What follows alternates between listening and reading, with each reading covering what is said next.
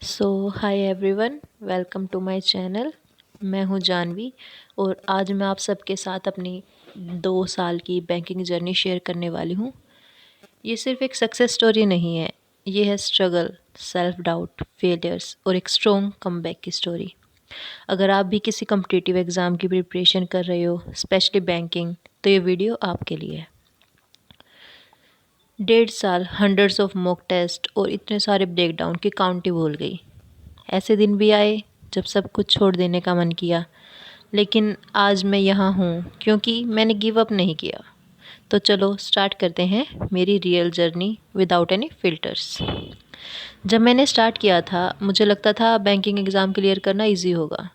मैंने सोचा था 3-4 मंथ में हो जाएगा, बट रियलिटी बिल्कुल डिफरेंट थी। क्वांट वीक था, रीजनिंग समझ आती थी थोड़ा थोड़ा, बट इस लेवल तक नहीं थी कि उसमें हाईएस्ट मार्क्स स्कोर कर पाऊँ। इंग्लिश सीबीएसई स्कूल से पढ़ी थी, इसलिए इंग्लिश ठीक ठीक थी, बट इंग्लिश को अबव एवरेज बनाना ये मेरा काम था। फिर भी मैंने स्टार्ट किया फुल मोटिवेशन के साथ। टाइम टेबल बनाया, लॉन्ग स्टडी आवर्स डिसाइड किए, लेकिन कुछ ही वीक में सब मैस हो गया। हम एक बार बना तो सब लेते हैं, बट फिर उसको कंटिन्यू कर पाना इज़ अ डिफ़िकल्ट टास्क। ये फेज़ मेरी जर्नी का सबसे टफ पार्ट था। मैं पढ़ रही थी बट रिजल्ट्स नहीं आ रहे थे। मॉक स्कोर्स लो थे, कभी कभी बहुत लो। और सबसे ज़्यादा हर्ट करता था दूसरों को सक्सीड होता देखना और खुद वहीं स्टक रहना। लगता था कि यार तेरा तो कभी कुछ नहीं हो पाएगा, तो छोड़ दे इसको। ऐसे दिन भी आए जब मैं बहुत रोई, खुद से क्वेश्चन किया कि क्या मैं कर भी पाऊँगी? क्या जिस लाइन में मैं घुसी हूँ वो मेरे लिए सही है या मुझे छोड़ देना चाहिए? कंपैरिजन ने मेरा सेल्फ कॉन्फिडेंस बिल्कुल ख़त्म कर दिया था। हाँ, लॉन्ग आवर्स तक पढ़ने के बाद भी लगता था कि कुछ नहीं किया, और हाँ, क्विट करने का भी मन हुआ कई बार। और फिर पता क्या हुआ, मेरी लाइफ में एक टर्निंग पॉइंट आया। मतलब मैंने काफ़ी सारे यूट्यूबर्स देखे, काफ़ी सारे टीचर्स देखे, बट एट द एंड मुझे समझ में आया कि ये सब चीज़ें मुझे सॉर्ट आउट करनी पड़ेगी। जब तक मैं खुद नहीं समझूंगी इन चीज़ों को, नई टाइम इनमें दूंगी, सिर्फ स्टडी करने से कुछ नहीं होगा। मुझे समझ आया कि सिर्फ ज़्यादा पढ़ने से कुछ नहीं होगा, ज़्यादा पढ़ना इम्पोर्टेंट नहीं है, स्मार्ट स्टडी ज़्यादा इम्पोर्टेंट है। मैंने दूसरों को ब्लाइंडली फॉलो करना बंद कर दिया, अपने वीक एरियाज़ पे फोकस किया। मैंने स्टार्ट किया कि मैं जो मॉक मैं दे रही हूँ उन्हें एनालाइज करूँ प्रॉपर्ली, खुद की एक्यूरेसी पे काम करूँ। जैसे कि सब कहते हैं कि अबव 80, 85, 90% एक्यूरेसी होनी चाहिए, और ये फैक्ट है, ये नहीं होगी तो आपका सिलेक्शन नहीं होगा। और जो अपने बेसिक्स है वो स्ट्रॉन्ग किए अगेन एंड अगेन। और सबसे ज़्यादा इम्पोर्टेंट है, मैंने खुद को जज करना कम कर दिया। मैंने ये नहीं सोचा कि हाँ आज कम मार्क्स आ रहे हैं, मैंने ये देखा कि हाँ कल से मेरे ज़्यादा मार्क्स हैं या नहीं है। इफ़ मेरे ज़्यादा मार्क्स है देन मैंने प्रोग्रेस की है।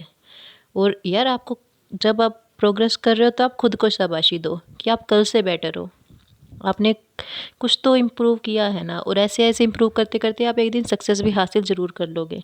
स्लोली इम्प्रूवमेंट आने लगेगा, छोटा ही सही, बट प्रोग्रेस जो थी वो विजिबल थी। उसके बाद मैंने कंसिस्टेंसी बिल्ड करी, हर दिन पढ़ना, चाहे मन हो या ना हो। कई बार हमारे होता है कि यार नहीं, हम एक्सक्यूज़ देने लगते हैं खुद को कि नहीं यार आज मन नहीं, आज नहीं पढ़ते, वैसे भी कुछ हो तो रहा नहीं। लेकिन यही जो हमारा टाइम होता है, इसी टाइम में हमें खुद को समझाना होता है कि जो हम कर रहे हैं वो सभी बच्चे कर रहे हैं। अगर हम अभी हमारा मन नहीं कर रहा और हम तब पढ़ेंगे, तो यही चीज़ है जो हमें और लोगों से आगे लेके जाएगी। कुछ दिन प्रोडक्टिव होते हैं, कुछ बिल्कुल भी नहीं होते, लेकिन मैंने ब्रेक नहीं लिया।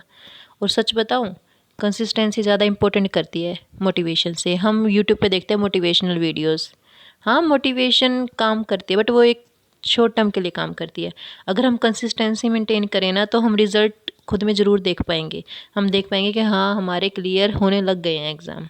मैंने डिस्ट्रैक्शंस भी कम कर दिए, सोशल मीडिया से डिस्टेंस बनाया। जैसे कि हम पहले इंस्टा पे रील स्क्रॉल करते रहते हैं, यूट्यूब पे देख लिया कि यार अच्छा हमसे नहीं हो रहा तो हम किसी और की गाइडेंस ले लेते हैं। ये 2-3 दिन किसी की फॉलो करी स्ट्रैटेजी, देन यार इसका तो नहीं हो रहा, हम किसी और की स्ट्रैटेजी फॉलो कर लेते हैं। ये चीज़ें कम करी मैंने, और एक बिलीव बनाया, अगर दूसरे कर सकते हैं ना तो मैं भी कर सकती हूँ। और फाइनली 2 साल बाद मैंने अपना बैंकिंग एग्ज़ाम क्लियर कर लिया और मेरी लाइफ में एक ऐसा स्टेज आ चुका था जहाँ पे मेरी प्री की इतनी प्रैक्टिस कर चुकी थी मैं। अगर मैं मेरे को सिर्फ ये बता दो कि तुम 2 दिन बाद एग्ज़ाम है, और मैंने चाहे 2-3 महीनों से भी मॉक ना लगाई हो। कई लोग कहते हैं कि मॉक लगाना ज़रूरी है।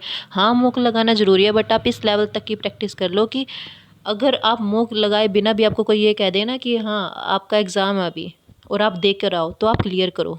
आपकी इस लेवल तक की प्रैक्टिस होनी चाहिए। जब मैंने अपना बैंकिंग एग्ज़ाम क्लियर करा लास्ट ईयर, मेरे प्री सारे हो गए थे बट मेंस नहीं हुए थे। कोई 1 नंबर से रह गया, कोई 2 नंबर से रह गया। बहुत डाउट होता है यार, सेल्फ डाउट होता है कि आपका आधे नंबर से भी रह रहा है। बहुत हर्ट करती है वो चीज़ें। देन मुझे ये पता था अगर मैं इतनी क्लोज आ गई हूँ ना, तो अब इसके बाद तो सक्सेस है। इसके बाद अब मैं वापस नहीं जा सकती। अगर मैं थोड़ा सा भी खुद को पुश करूँ तो हाँ मैं क्लियर कर लूँगी। ये मोटिवेशन खुद के अंदर होनी चाहिए, ना कि हमें किसी और से लेनी है। तो जब मैंने इस साल अपने बैंकिंग एग्ज़ाम क्लियर किए, मैंने आईबीपीएस पीओ क्लियर किया है जिसमें मुझे इंडियन ओवरसीज़ बैंक अलॉट हुआ है, और आईबीपीएस क्लर्क भी क्लियर किया जिसमें मुझे बैंक ऑफ महाराष्ट्र अलॉट हुआ है। ये जो मोमेंट थे मेरे, सिर्फ खुशी नहीं थी, रिलीफ था, प्राइड था कि ये जो बैंकिंग एग्ज़ाम की जर्नी का ये जो लूप है, मैं इससे बाहर निकल चुकी हूँ। और मुझे ये पता है काफ़ी सारे स्टूडेंट्स इसमें फंसे हुए हैं। और एक यार फीलिंग थी कि हाँ जो भी मैंने अभी तक स्ट्रगल किया ना वो वर्थ इट है। हो गया फाइनली।